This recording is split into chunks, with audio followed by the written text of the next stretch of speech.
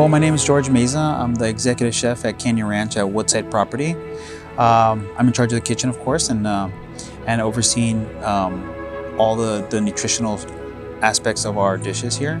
Our philosophy at Canyon Ranch and at Woodside, of course, is we focus really on the simplicity and just the cleanness of the ingredients that we serve. A lot of our dishes are very focused on how the ingredient showcases itself, right? With giving all the nutritional values that Canyon Ranch is, our standards that we have, of course. Having said that, we use Mikuna. It's the Chocho bean protein powder that we use. We add it to a lot of our breakfast ingredients and our cake batters.